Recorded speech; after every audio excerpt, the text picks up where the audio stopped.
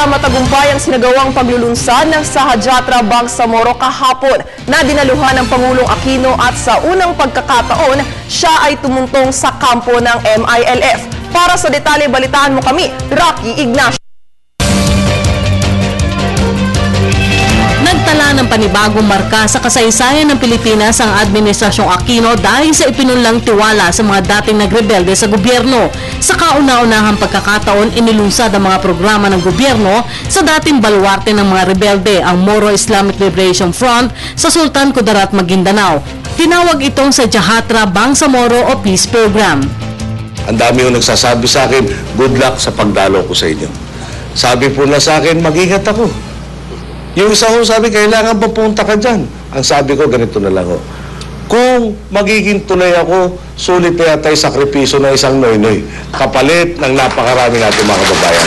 Kung noon kasi naging sentro ng gunfight ang militar at MILF, ngayong bodel fight. At kung dati bala ang kailangan, PhilHealth cards ang ipinamigay sa MILF communities. Ayon sa Pangulo, layunin itong baguhin ang komunidad mula sa armed struggle sa pagiging produktibo. Our goal to accelerate the transition of MILF communities steeped in armed struggle to a productive citizenry that buys into the agenda and contributes to our shared goal of equitable progress.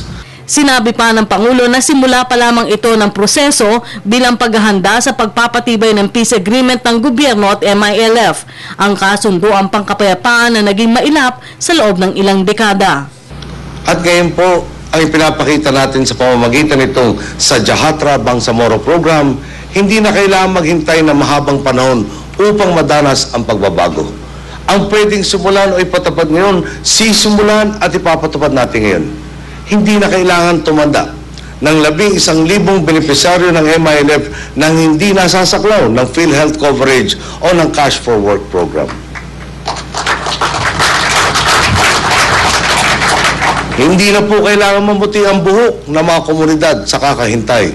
At kung katulad ko po, wala na mamumuti. Talaga napakatagal po nun. Para ma-upgrade ang inyong po mga health facilities.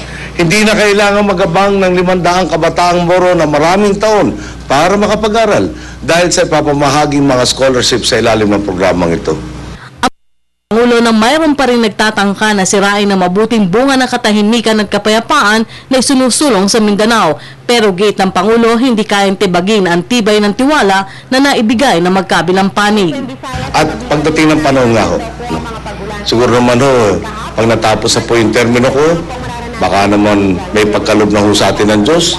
No? Mag-honeymoon ho tayo siyempre, baka maimbita ako ni chairman at sabihin niya, dito ka muna magmerienda at turista na tayo sa ARM dahil gano'n nakatahimik. No?